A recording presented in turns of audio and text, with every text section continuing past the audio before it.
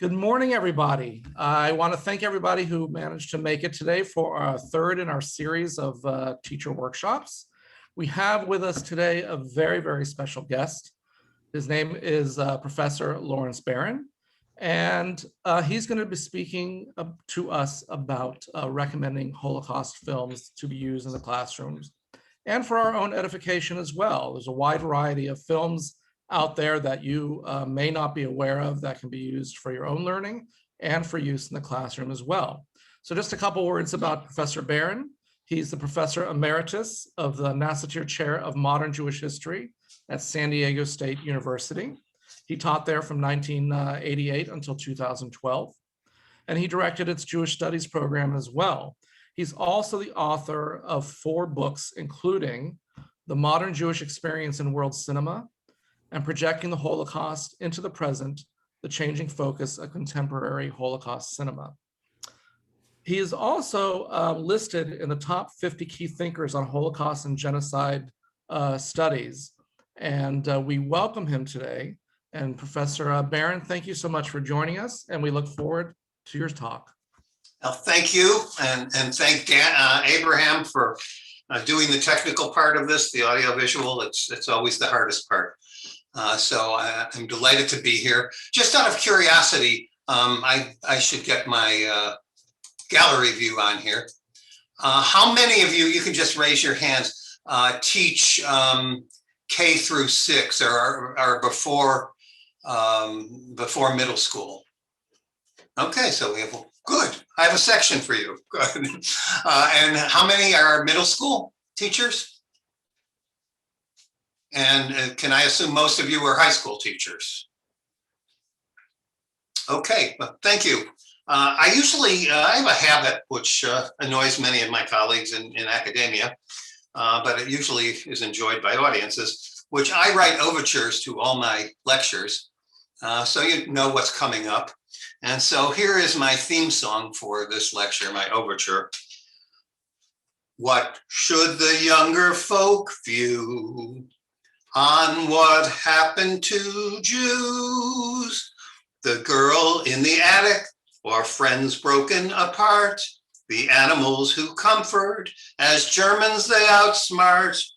What approach to advise, to teach but not traumatize? Should we use time travel, or what it had been like to convey the horrors during the Third Reich? But I must end my song, or I will run too late. There'll be plenty time after for questions and debate. So let me begin. The origins of this talk, I should mention, one of my degrees, undergraduate degrees, is a bachelor in high school education, secondary social studies and history education. And I taught mostly as a sub for a number of years. But that wasn't my interest in children's films. I was working on a book on Holocaust cinema, which is called Projecting the Holocaust into the Present. And I was interested in how Holocaust films change over time and place, where they're made and when they're made. Because though we have an idea of what the Holocaust should be about, filmmakers don't necessarily share our ideas. What do they think is important?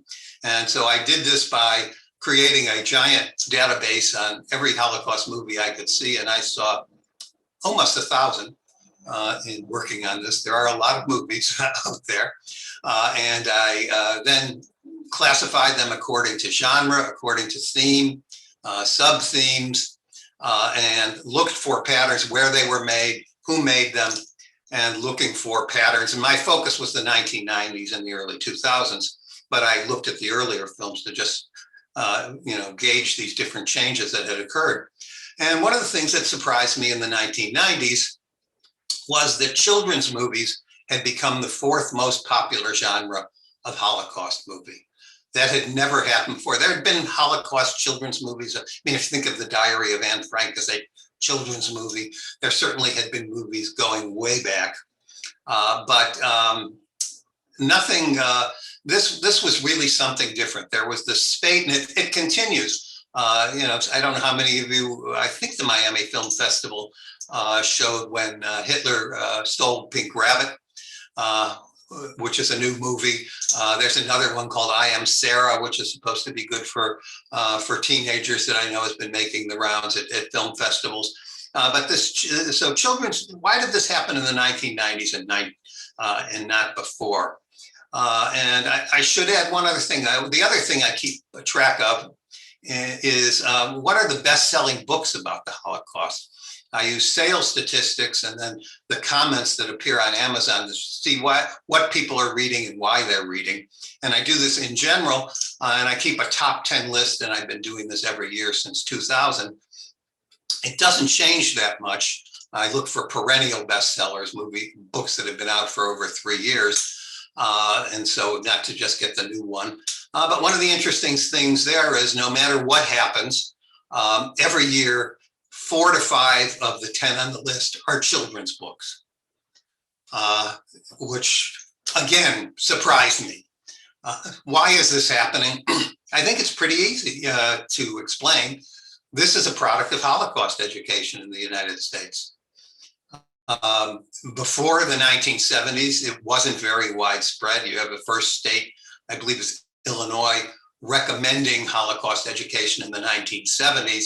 You don't have any mandates until the 1980s, and a lot of that comes out of NBC's Holocaust and the movement that came after that, the movement to build the U.S. Holocaust Memorial Museum. And you start having school systems adopting, either recommending or mandating, though often, as teachers you probably know, unfunded mandates for people to teach the Holocaust. So it isn't part of teacher training programs, even though it's supposed to be taught. But you now have this wave of a demand. Teachers looking for teaching materials. And I would argue that's what generates the movies and the book sales as well.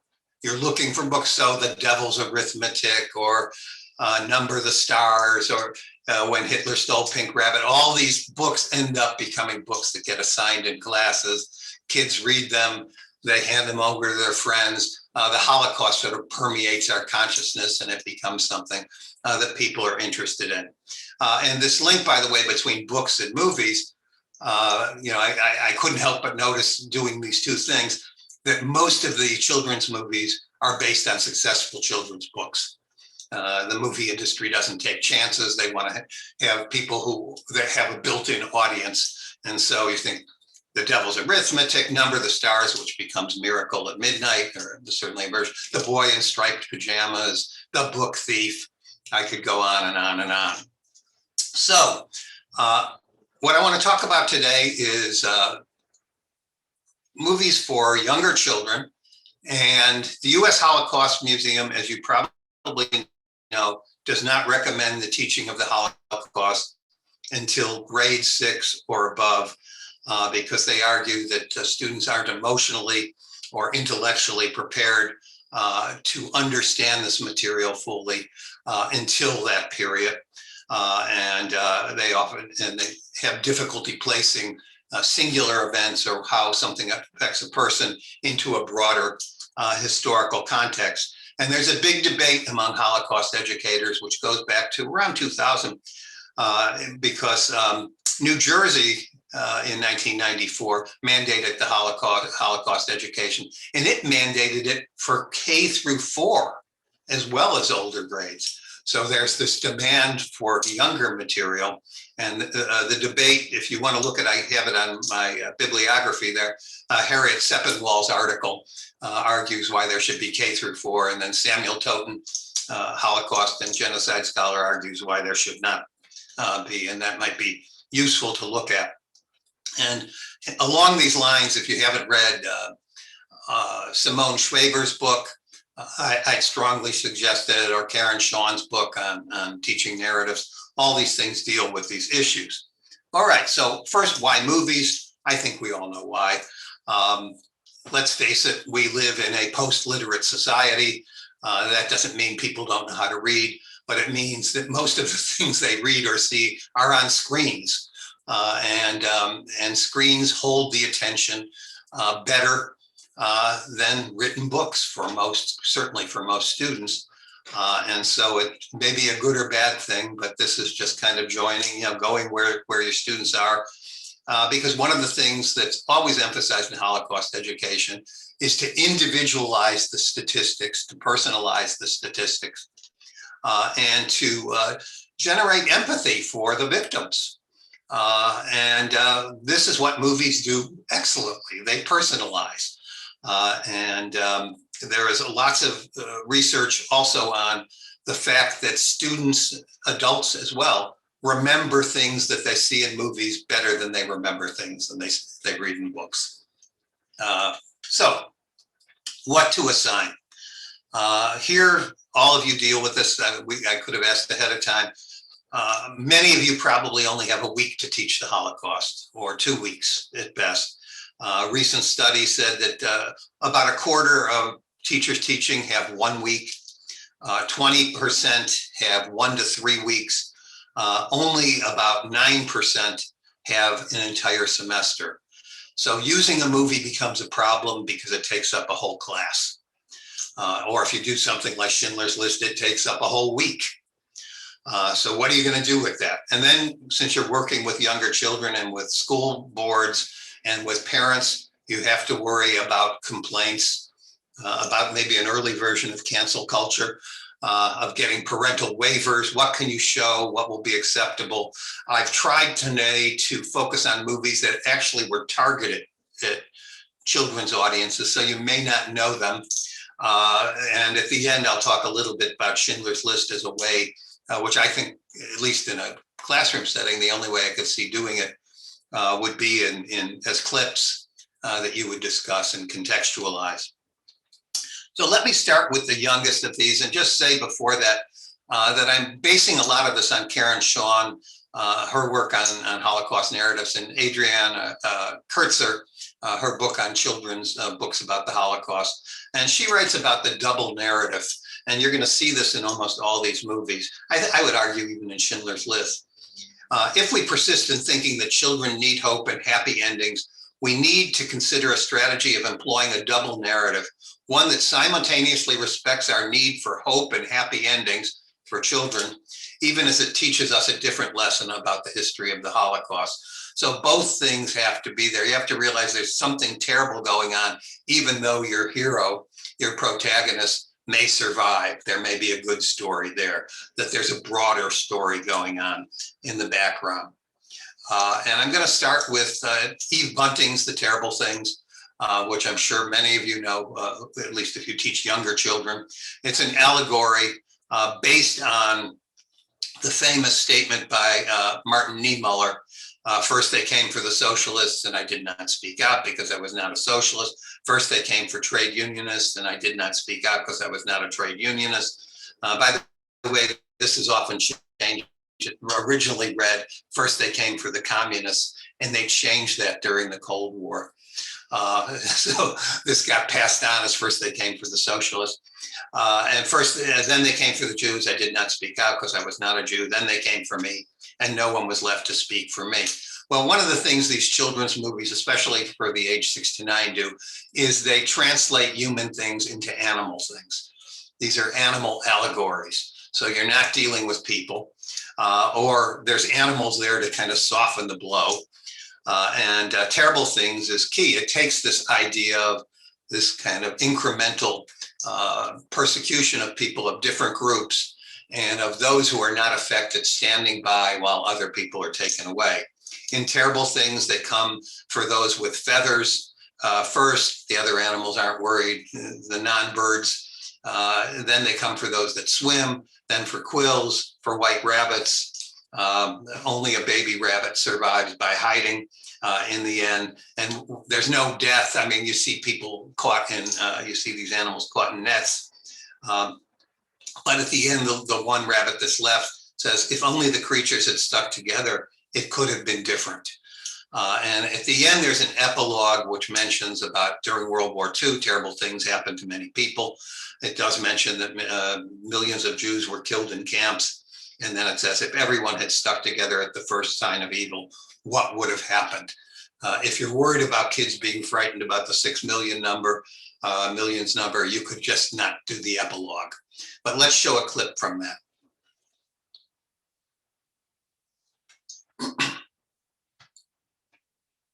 We have come for every creature that sprouts quills.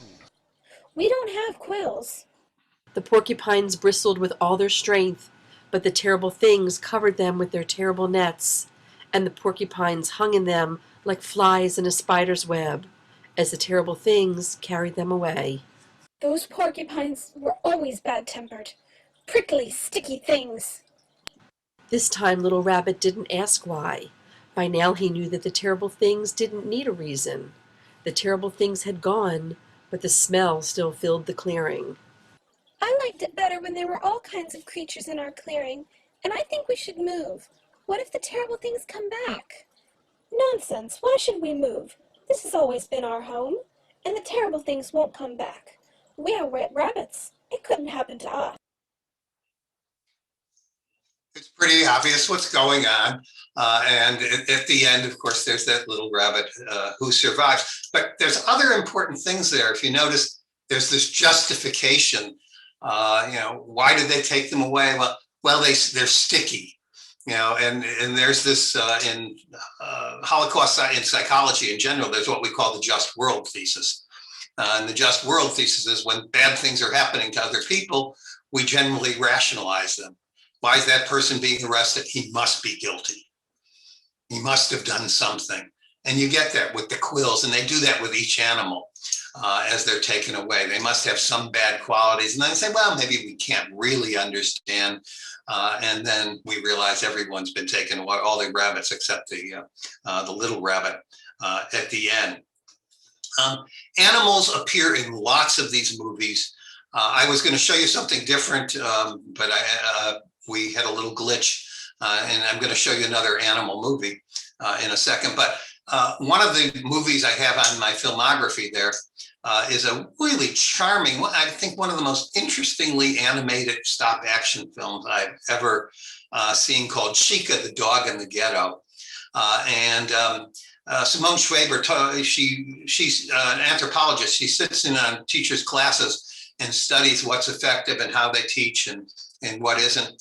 And one of the things she noticed is a fourth grade or third grade teacher was teaching Number the Stars about Denmark.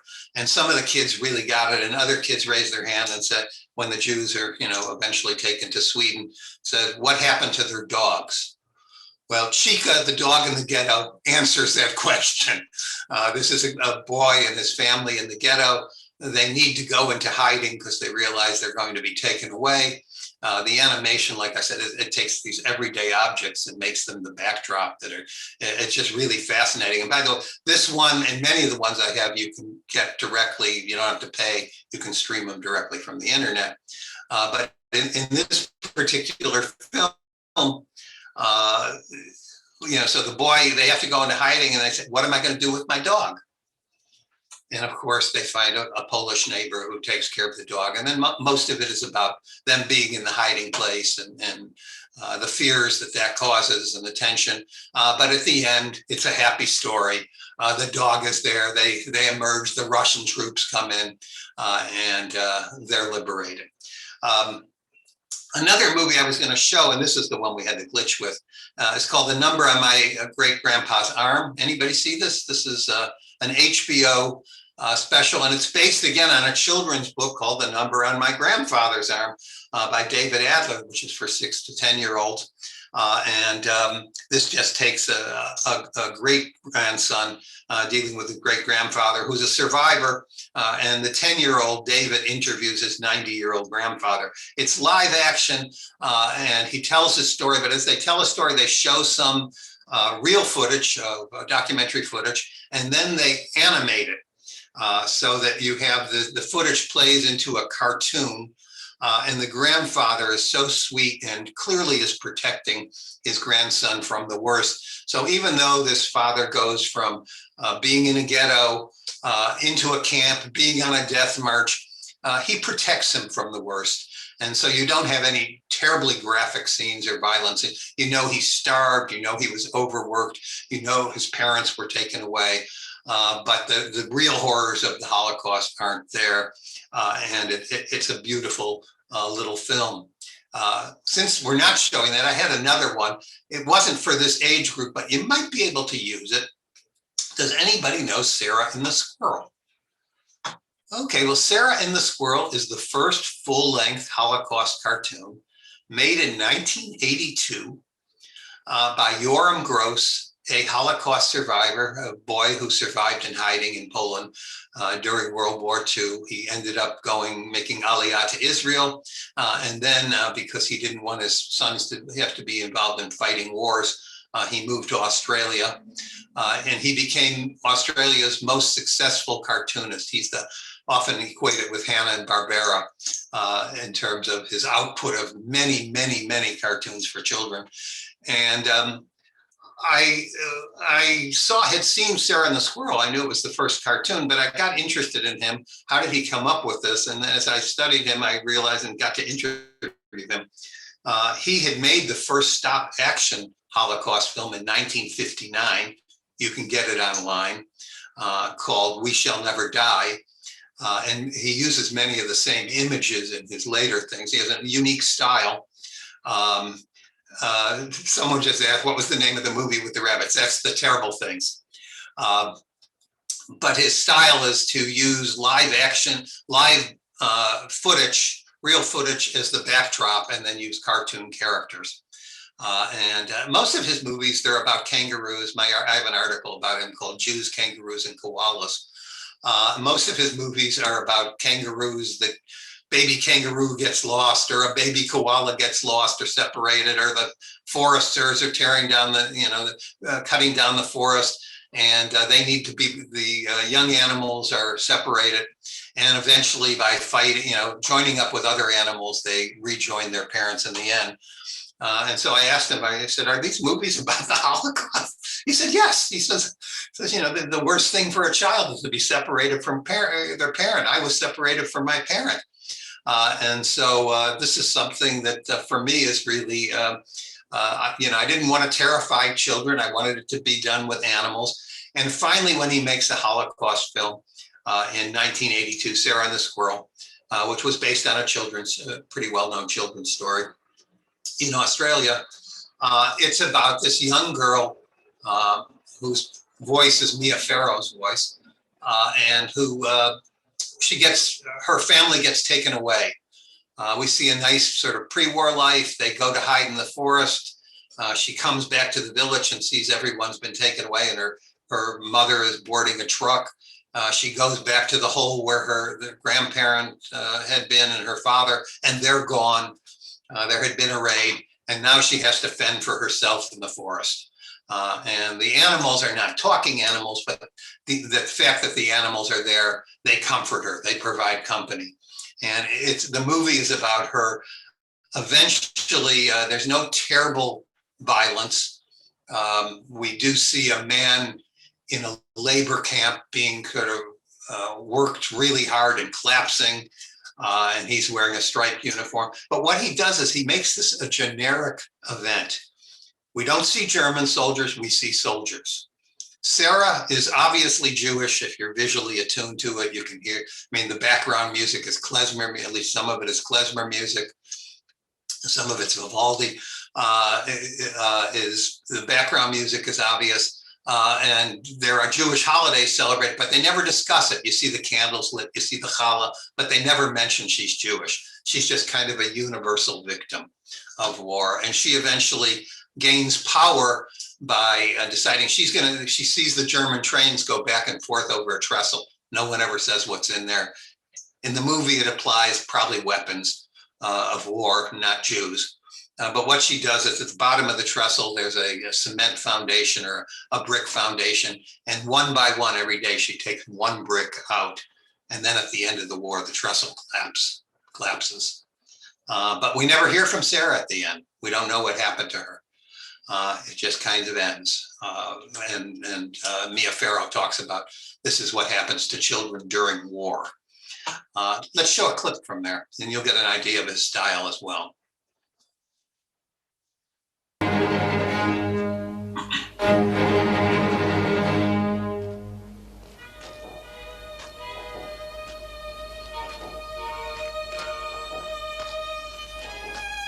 My teacher. Oh, my school teacher. They got him.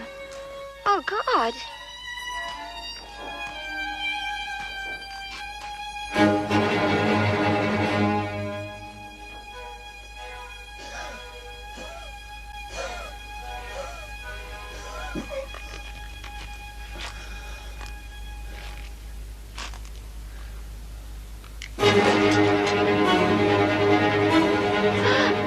No. No.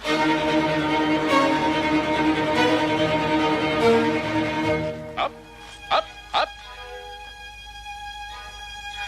Why? Why are they doing that to him? Move along, move along.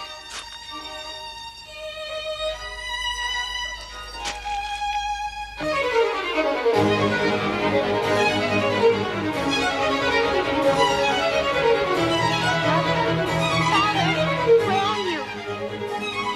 Mother? Grandma? Father? Are you back yet? Everything's so broken, so messed up. Grandma's glasses. Is the war over then? Where are they?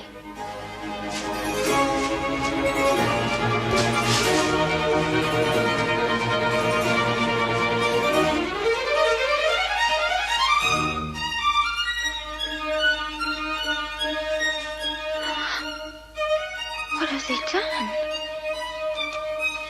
Oh, Father's sewing machine.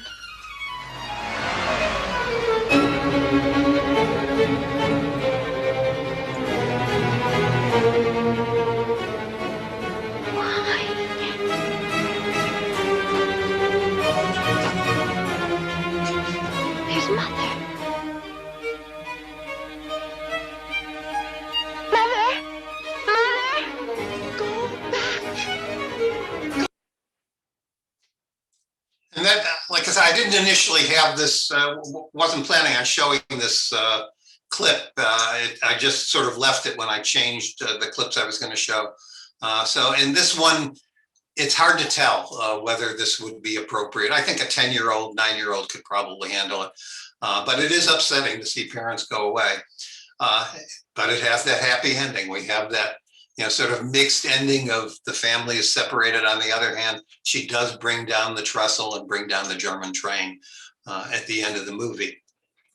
For 10 to 12-year-olds, I think there's really two kinds of films. One is friendships between Jews, children, Jewish children and Gentile children, which somehow withstand the pressure to break those friendships that the Nazis place when they start persecuting Jews.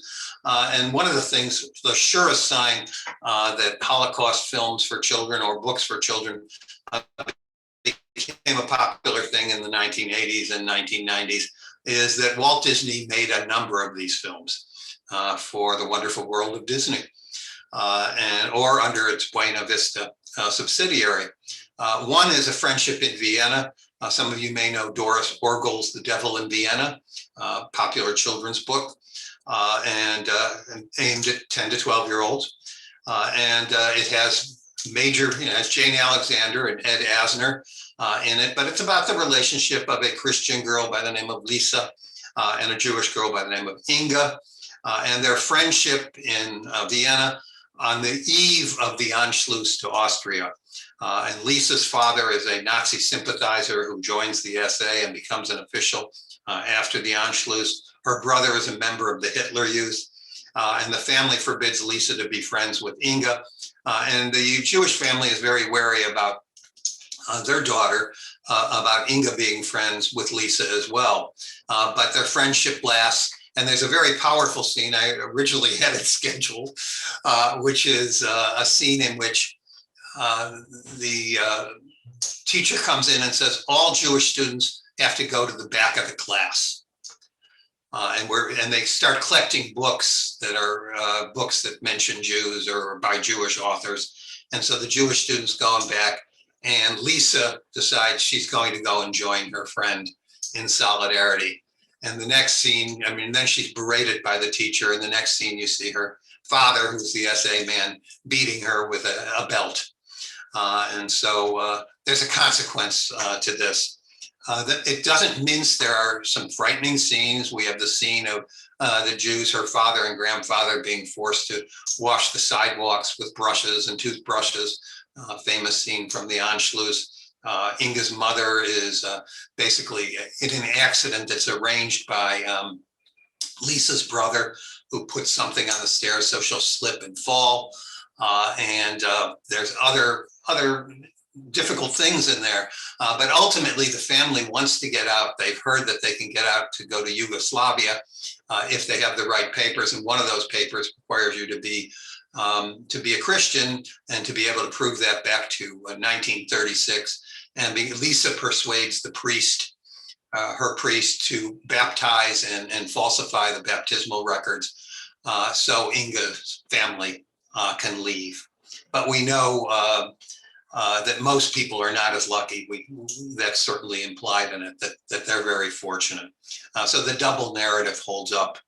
Another one, those of you who know Lois Lowry's Number the Stars, though it's not directly based on it, the Disney movie Miracle at Midnight with Sam Waterston and Mia Farrow from 1997 basically cribs its plot line from Number the Stars. So here's a movie about two Jewish and Christian girlfriends in Denmark. The Nazis are on the verge of arresting the Jews and having the big raid. And the question is, will the girl's parents hide the family of her girlfriend? And let's go to that scene. Oh, actually, that scene, I'm supposed to show you that scene. So here we go.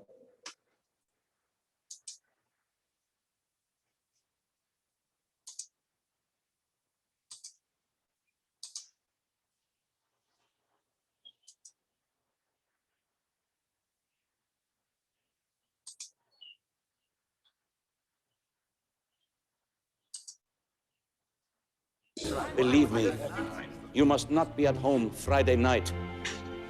Ask your Christian friends to take you in. They will be generous. Tell everyone you know.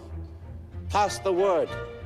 If ever word needed to pass swiftly, it is this word. Go now. Go and be safe, my friends. I think we should take the Abrams in. Take them in? Hide them in the attic. Get them through the night. Save our friends. No. It's not that I... You know I would do anything for the Abrams, except put our family in danger.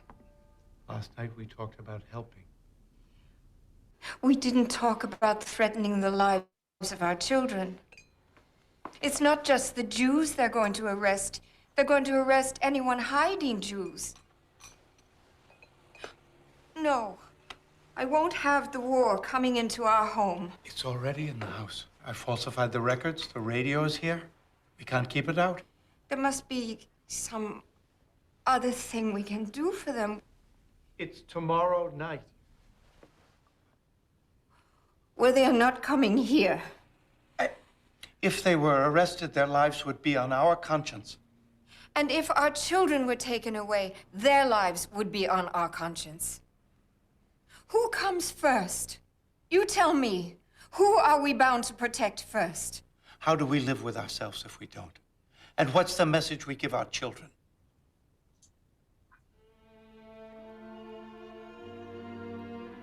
I don't. If I can.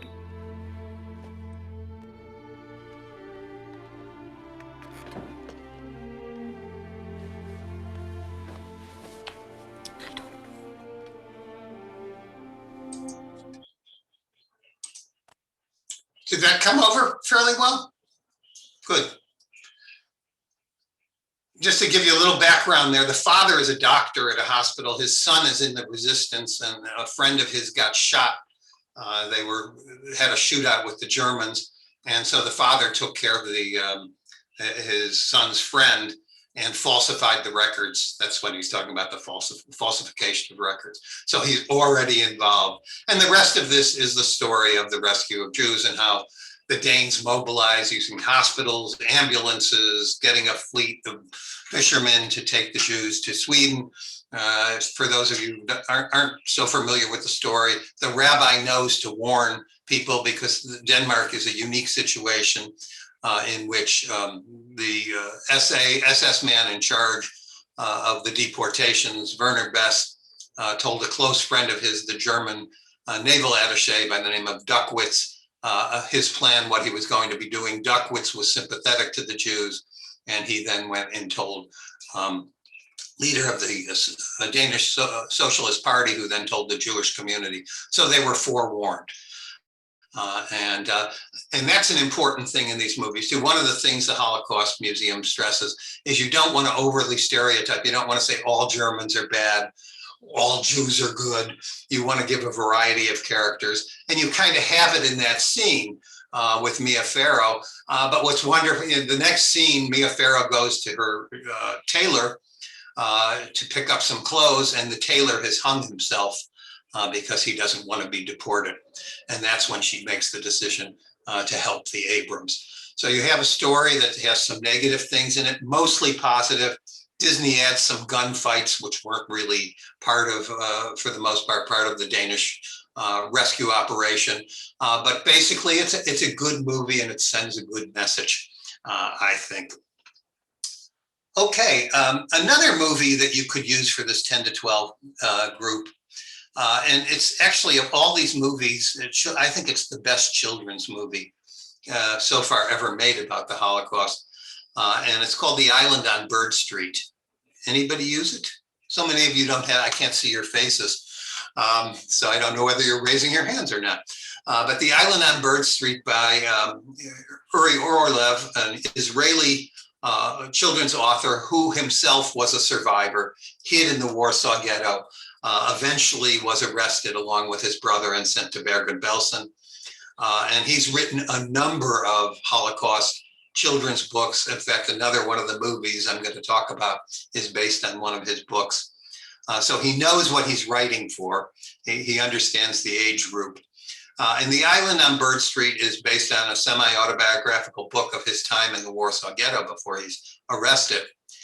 It's about 11-year-old Alec, who lives in the Warsaw Ghetto with his father and uncle. As ghettoization gets tighter and tighter and they realize they're going to be sent away, both his father and uncle realize they have to train their son to survive because they're not sure they're going to make it. The father wants to go and fight for the resistance, and the uncle ends up being killed. And the uncle's idea is to give his son something to read to make him smart. So he gives him Robinson Crusoe, which becomes very important. And the father trains him how to use a gun and gives him a gun. Of course, the father leaves, the uncle is killed, the boy is left alone, the ghetto is empty, and the boy is left alone in the abandoned ghetto, trying to hide. And because he's reading Robinson Crusoe, he emulates Robinson Crusoe and becomes a forager, going through apartments, finding things he can use, finding food. He creates this whole system of sluices, not sluices, of ropes that can help, rope ladders that can help him get up to his hiding place, which no longer has stairs. He has his person Friday is a white mouse called Snow, and basically it's about him fending for himself. And this becomes, and most of the children's literature people, and particularly Karen Shawn, emphasize that this is a movie about children's agency. The book is about children, that children can outwit and outsmart the Germans, that they can take care of themselves. And so he's able, through these methods of creating this special hiding place and eventually helping a member of the resistance he ends up, when he's found one time and it's going to be given away, he ends up shooting the German, but he feels terrible about it. Interestingly enough, in the novel that this is based on, he doesn't feel terrible about it. It's okay. He's doing what his father taught him. Here he feels bad about it. There are good Germans. There's a good German soldier who spares him when he finds him. There are Poles who persecute him when he goes to the other side of the wall. There are Poles who help him. It's very balanced. And in the end, of course, his father shows up at the end of the war, and it's Robinson Crusoe. So let's look at, this is a trailer. I couldn't get an exact clip, but the beginning is in fact the beginning of the movie and how it felt to be confined in a ghetto. And then you can get an idea of the sorts of things he did. Music. Imagine it. Imagine if someone came and built a high wall right around your neighborhood so you couldn't get out. That's what the Nazis did to us.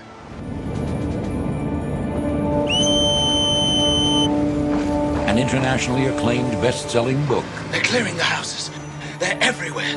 Is now a major motion picture event. Women and children this time, Stefan. In a time known as history's darkest hour, a father on a mission to fight the enemy made a promise to his son. Wait for me. No matter what happens, I will come back for you. Now 12-year-old Alex. All right, don't look back. Run now. Go. Would make a daring escape. You stay home to sleep and wait. Wait. Alone and afraid, he hid in the rubble that was once his home. And his only companion was a white mouse named Snow. What's it like? I have a bed and a cooker and everything I need. And really, it's fine. And as days turned to weeks, with his father now battling enemy soldiers, Alex waited for his return. How long's your dad been gone, Alex? It's 36 days. This is the story of friends who try to help him. The chances are your dad is never coming back. Enemies that threatened him. And the spirit that enabled him to survive. We're leaving tomorrow. You get an idea. It's really a well-done movie, and there's reasons for this. It's a Danish. The Danes have created a thing where 1/4 of their subsidies for movies go to children's movies, and so they really make excellent children's films. And this is one of them. If we go to the next group of, we're talking about teenagers, and you can go to. There are so many PG-13 movies you can use. I'm going to give you some that are made for kids. Some of the tougher ones you might want to use as clips, where you contextualize the clip and use it as a sort of to trigger discussions. But the important thing about these PG-13 films is they're going to be more graphic. You are going to have to worry about what parents say. You're probably going to need parent waivers to do them, or at least approval from your school. Originally, as Danny will tell you, I had The Devil's Arithmetic I was going to talk about. He said they don't recommend The Devil's Arithmetic. I actually like it, and I'll talk a little bit about that later on. But if you haven't seen the movie, it's one of the most, it's always in the top 10 bestsellers of Holocaust books in general, not just for adults. The movie is actually more graphic than the book. And I think the scene that upsets people the most is a scene where they actually show the young girls being gassed, but we just see their faces and hear the noise as it goes dark. And we see them undressed, but it's not frontal nudity. We see them we see their backs. But that's a disturbing scene. I would argue it's softened by the fact that when she wakes up, you have this scene that's almost an exact replica of The Wizard of Oz, of Dorothy waking up after having been through, after the tornado, and she wakes up realizing she has time traveled. She'd gotten drunk at her aunt's Passover Seder, and she didn't think much of the Holocaust. And then she becomes the girl who she's actually named after, who was her aunt's cousin, and meets her aunt while she's in Poland, and then they get deported to a camp. It's, for me, the reason I like it is it's clearly fantasy fiction, And I think anybody watching that, this is time travel. This isn't happening. There's a lot of comedy that's actually played off of it, of her, transposing what her life was like in Scarsdale versus what it's like, or in New Rochelle. When she gets there, they ask her where she's from, and she says, "I'm from New Rochelle." And they said, "Where was Old Rochelle?" I mean, there's all these sorts of things.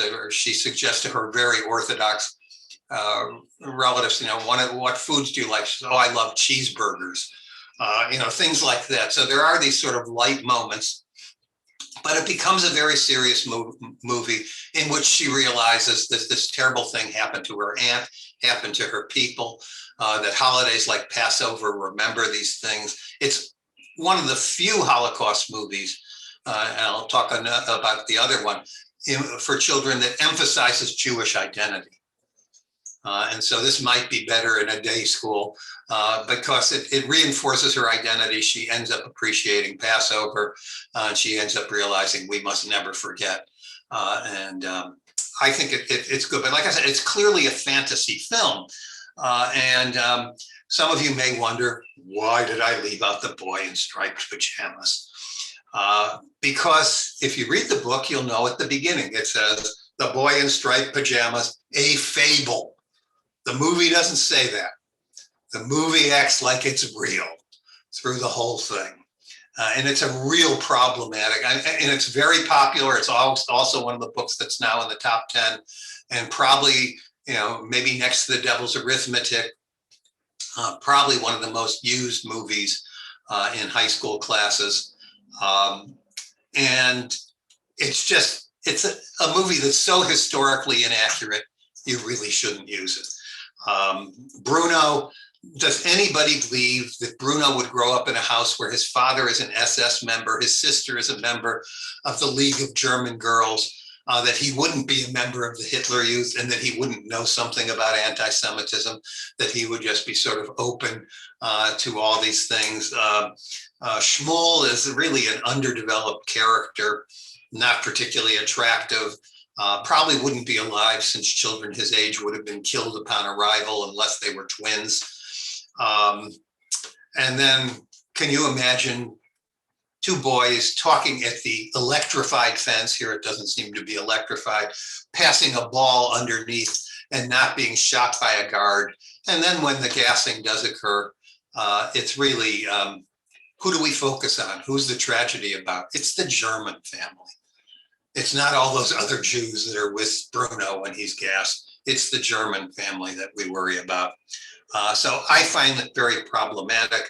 If you want something similar, there's a wonderful Oscar-winning short called Toyland, which operates on a kind of similar premise. There's a Jewish boy, it's Germany before the deportations. A Jewish boy and a Gentile boy who are friends. They take piano lessons together, and then the Jewish family has to leave and the boy has to leave. And the Gentile boy asks his mother, where are they going? And she wants to soften the blow. She says, "Oh, well, they're going to Toyland." So he decides, wow, that sounds good. I want to go to Toyland. So he shows up for the deportation, the Gentile boy. The mother gets crazy when she realizes what's happened. She tries to hunt her son down. It turns out he's not there, but then there's a flashback. He had actually gone, and the German soldier saw he wasn't Jewish and sent him back. But the German mother goes there. She sees the boy, the Jewish boy, and she calls him by the name of her son and shows her Aryan papers, saves him, and then adopts him. It's only 10 minutes long. It's a hell of a lot better and a hell of a lot more realistic. So if you want to do that, do that. But the other movie that's based on a book by Uri Orlov is a movie called Run Boy Run. It's really a fine, fine movie. And Common Sense Media rates it, the movie, for 14-year-olds. A lot of these ratings, by the way, you have to judge your students, but I think students see so much violence on TV that I think what we think will be shocking to them often, they're so inured to that their parents may be upset by it. I'm not so sure many of the students. This one does have a scene, though, that would bother them. And this is the other movie that has a strong Jewish component as well.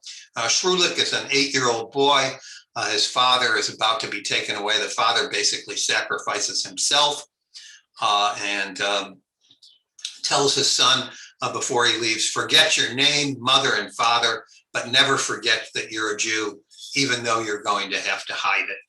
And then the rest of it is about him wandering the Polish countryside, looking for places. Initially he's in a forest and there's other refugee kids and he plays with them. That doesn't last too long. Then he looks for farmers peasants who might hide him. Some of the Poles are terrible. They don't want anything to do with a Jew. They'll report him. Some Poles take him in. There's a Polish woman who's quite nice to him, teaches him catechism so he can pretend he's Catholic. But all of this is temporary. No matter where he ends up staying, ultimately there's a raid or something and he has to go out. And it's not just that the people are hostile, it's a hostile environment. Very often the climate is hostile. He's marching through snow with barely having any, having rags on his feet. He's in rainstorms. He ends up losing an arm to a farm machine when he's working for a farmer. And he basically no longer wants to be Jewish. He associates being Jewish with something that's going to cost him his life. And at the end, when they're finally liberated, he's living with a Polish family, and someone from the Jewish agency comes and tries to persuade him to go to a Jewish orphanage and then to Israel. And he decides only after he's taken back to the hometown and sees his parents home and that there's no one there, he goes to the orphanage. And then the epilogue shows the real man who this is based on, Yoram Friedman, who is now living in Israel in the 1960s, proud that he survived. And so again, we have this happy message, which balances off a really kind of a terrifying experience that this boy has. Like I say, he has good experiences, he has bad experiences. Let's just run the trailer of that, and then we'll finish with Schindler's List and clips. Nie zapominaj nigdy, że jesteś Żydem. Słyszysz? Halt! Stehen bleiben! Musisz przeżyć.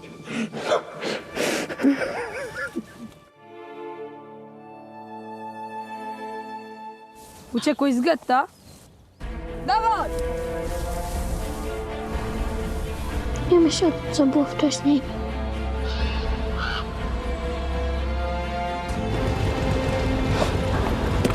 Robi się tu dla ciebie zbyt niebezpiecznie.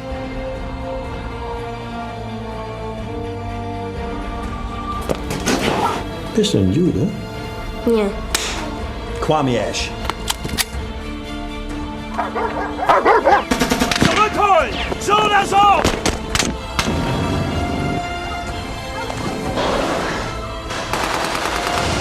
Mut habt ihr, Benjamin. Nicht und zimperlich! Wie sie brennen sehen!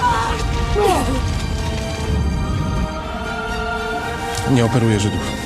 Niemożliwe. Chłopak jest Polakiem. To za draństwo do jasnej cholery! Dziś chcemy powalczyć o jego życie.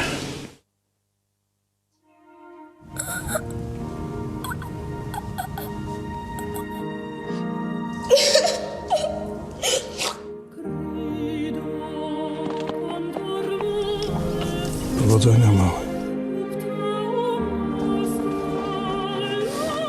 Jesteś najdzielniejszym mężczyzną, jakiego znam.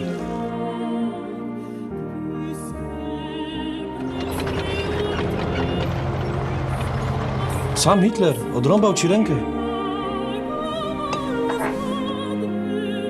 Jestem Żydem! Zostawcie mnie w spokoju! Co przyszłością naszego narodu.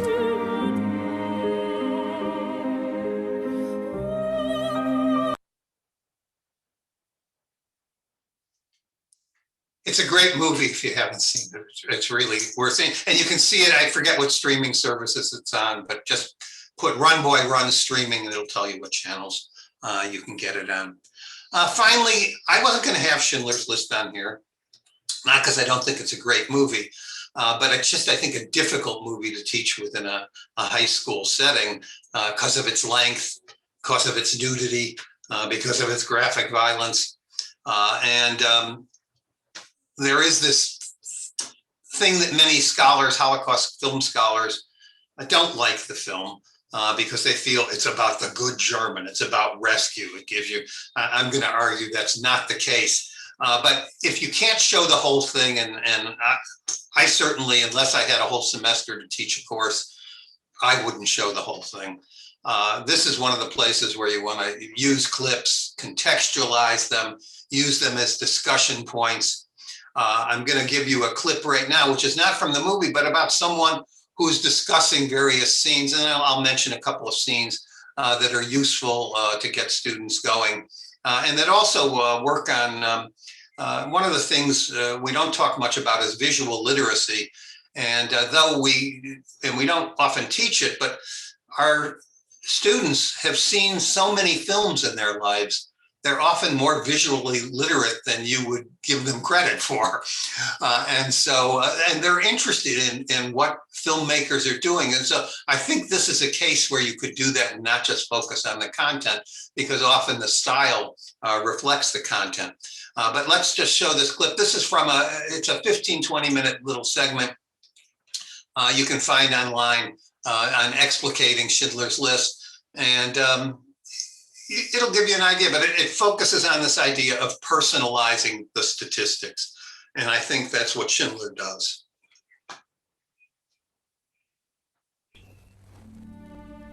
The film opens with the lighting of a candle, illuminating the Hebrew prayers, reciting thousands of years of culture. The candle burns steadily throughout, and as the prayer diminishes, the candle fades, and so does all color.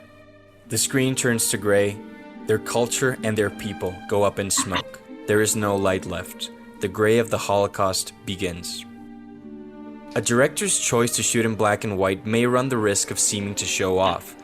However, the use of black and white in Schindler's List successfully recalls this period in history, while symbolizing the loss of hope and humanity that took place. Spielberg also takes this opportunity to use color to highlight certain key scenes and symbols in the film, the most obvious being the girl in the red coat. Spielberg said the scene was intended to symbolize how members of the highest levels of government in the United States knew the Holocaust was happening, yet did nothing to stop it. It was as obvious as a little girl wearing a red coat walking down the street. Let's go, please.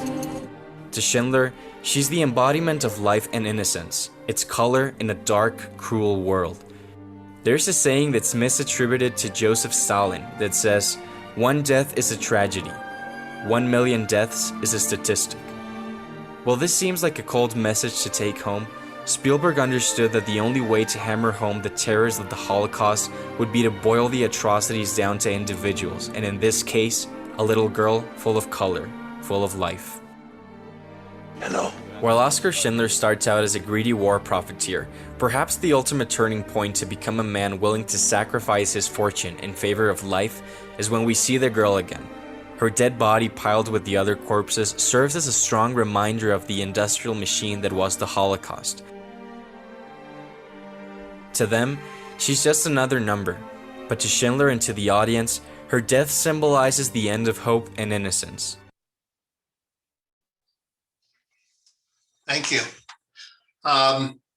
Just to sort of build on something he said, that opening scene, not only is it great, I love the match cut between the rising smoke and then the smoke of the train, and the train for us is obviously a symbol of deportation, not just bringing people in. But then the next scene that follows that is also an amazing scene, because it's when the Jewish consul is lining up Jews who are being registered, and they give their names, and then their names are typed, and then they're given numbers. And it's the depersonalization. And if you think of it in the movie in the long run, that scene is run backwards then later on when the list is prepared and they're typing the list, and there the typing of the name means the saving of the person. So it's a beautiful sort of thing. But with the little girl, that scene is one which I think can get people talking. Another one which I like a lot, a scene I usually use as a clip, is the scene where Schindler, it's before he's really has the idea he's rescuing people. He still thinks he's just running a factory. and he's just profiting off of this cheap Jewish labor. And Stern comes in and says, and brings this young woman in, and it's just her parents, they're in the camp with Gert, and he's going to kill them. Can you save them? Can you give them a job? And Schindler is taken aback. Why do you think I'm a haven? Why do you think, I would do this? And you kind of have this wonderful scene that actually is a theme running out through the movie, that Gert and Stern are like the angel, and Stern's the angel and Gert is the devil on his shoulder. And because in many ways, Schindler is so much like Gert as a womanizer, as someone who drinks, loves big parties, and he appreciates his corruptness. And in this scene, Schindler at first is taken aback by this. Don't consider me someone, a rescuer, an easy person. And then in the only flashback in the movie, Stern relates a story in which Gert shoots 25 laborers point blank in the head. And then Schindler decides, and Schindler before this had said, Gert isn't that bad, it's just the war. He has this job to do, but he's a crook like me. But then after that scene is related, he decides to give jobs to the girl's family. So there are a lot of scenes like that. But for Schindler, a lot of my colleagues don't like the movie because they say it's about rescue. It's a movie that your Holocaust movie should focus on Jewish death and not on a good German. And I would argue, this is one of the things I argue in my book is, think of the Diary of Anne Frank. And of course, you can always use the Diary of Anne Frank. And there's, 1/4 of all the children's films ever made about the Holocaust are based on the Diary of Anne Frank. So you have no shortage. I mentioned the one about Meep Gees, the attic, the hiding of Anne Frank, but there's lots of others. But the Diary of Anne Frank, though it is a great story. Schindler, think of the original.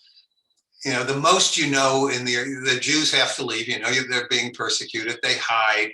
You have a scene where the dentist comes in, Dussel comes in and says people are being taken away.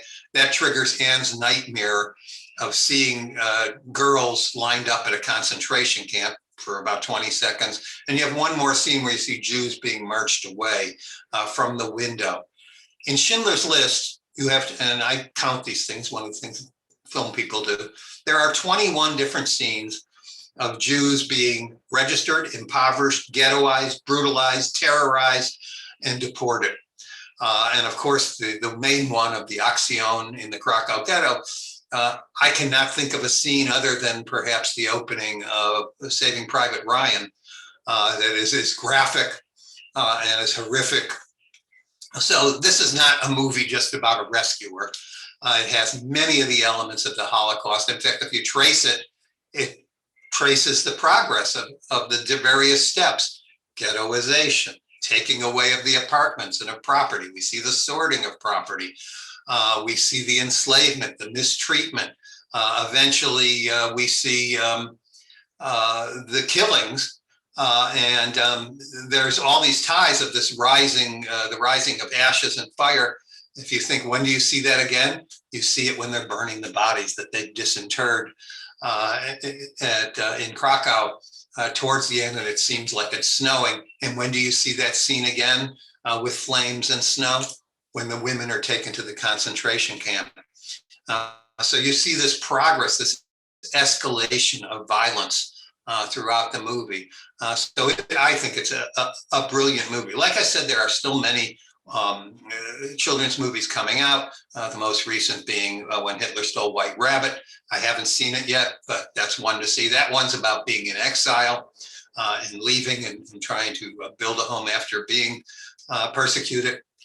And then there's one about a girl surviving, I Am Sarah, surviving in hiding.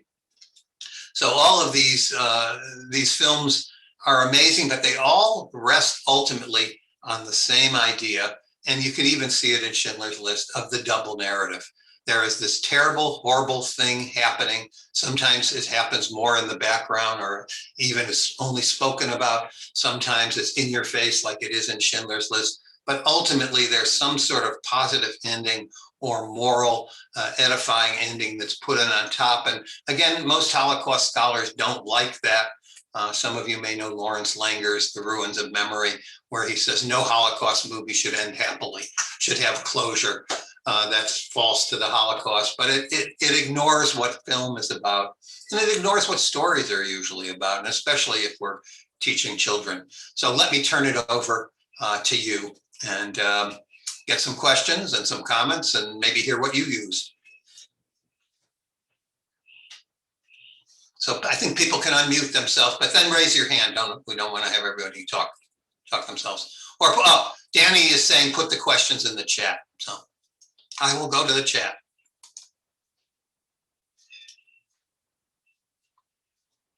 So I'm just looking. Someone asked what the name of the movie with the rabbits. That's Terrible Things. The film list, Danny has a list of films that I've given him, and also a list of bibliography on children's movies and on what age you should teach.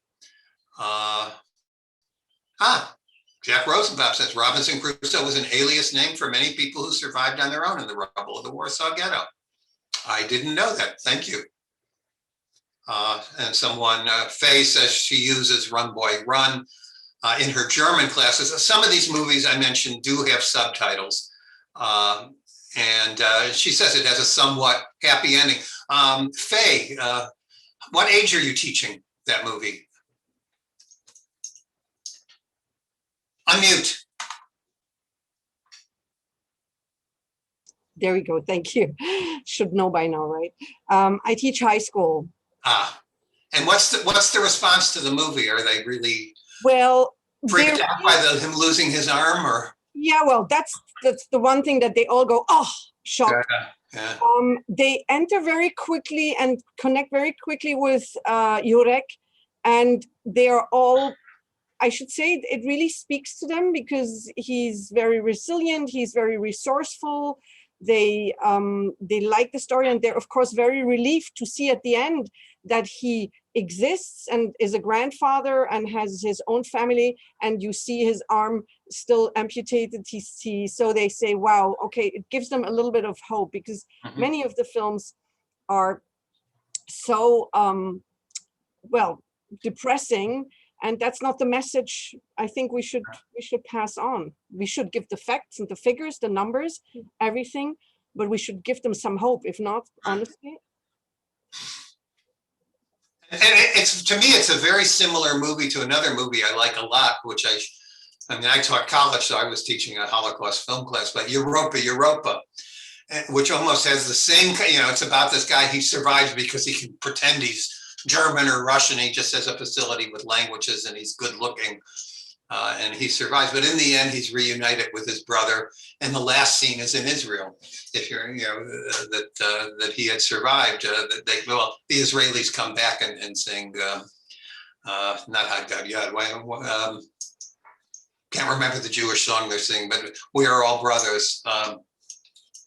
And so it's a wonderful, but both of them also play on something which I'm sure students never think about, which is the vulnerability of Jewish boys, because they could be, you could see that they're circumcised, and that becomes a theme in this movie as well, an important theme. So thank you. We were looking for someone who had taught it in class, and I was looking for an article and I couldn't find it. So I'm glad you were here. Other questions or comments? Oh, someone asked, do you recommend Son of Saul for high school? I don't think so. I think it'd be a rough one. It's a great movie. I also think it's the kind of movie that I'm not sure it's going to hold their interest. It's a very unusual aesthetic of, this narrow focus, so that everything bad is blurred. It's seen on the outskirts. And you have to deal with, taking bodies out of the gas chambers. I mean, one of the movies I always show and I like very much is The Gray Zone, but it's certainly not a movie I would ever show to a high school class. You might find scenes in there that's I think, for these movies that may have problematic parts, if you look them over, you might find a scene that really works well. I wouldn't use it, but and I don't see anybody who's recommending. I mean, generally, if it's got an R rating, staying, and Schindler's List does. Everything else I talked about is going all the way from P to PG-13, but not R. Other questions or comments? Professor Barron, there's one question in the chat from Kimberly Coombs, who's the Palm Beach County Public School Holocaust curriculum supervisor. She asked, do you think the island on Bird Street is appropriate for 5th grade as a whole? It's one of these ones. It's one of these ones they say the official ratings are from for the book is 12, and for the movie it's PG-13. I think it could work. As far as graphic violence, really the only terribly graphic scene is when he shoots the German. And I think the way the story is set up, it's just so engaging. But again, it has to, what does your school expect? What do parents expect? I think it works. And these books clearly are, I mean, all of you have children in the same grade, you have children who can understand things really well and emotionally are mature, and you have others who can't. And so it just, I guess you got to go with the lowest common denominator and what you choose. One last question I saw in the chat is from somebody who's going to put you on the spot a little bit. I mean, can you share 3 of your best films, like film clips for teens from 3 different films? Oh, all right. Well, and someone says I would love to see a lesson plan for a 90-minute block session. One of the things, this is one of the advantages of being a college teacher, is I show entire movies, and then what I do is I have 2 of my students review them orally in front of the class and write up questions of issues that they thought were important, and have them run the discussion of the film. And before the movie, I do the contextualization. And if there's a book, I have them read the book. If there's a historical document or something that they can read on the background, I try to, as much as possible, contextualize so they get the references. But as far as 3, it's funny. When Danny first asked me to do this, I have a talk that I give for teachers, but it's about teaching with film clips. And so I used 3 film clips. One is a Schindler's List clip. Actually the opening scene, and how you can find all sorts of things in that.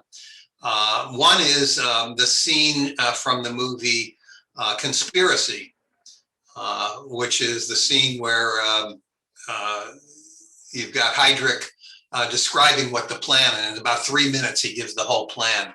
But you can see, he's students I think pick up on this, that he's describing this terrible thing, but he's doing it in all these sort of neutral bureaucratic terms and euphemisms. And I think that's really useful. And if they see the whole film, they'll notice, yes, there's this terrible thing happening, but what are the protests? The protests aren't about what's happening to the Jews. The protests are about, well, what about those Jews who were intermarried? Remember the one guy, well, what about those Jews? We're half Jews.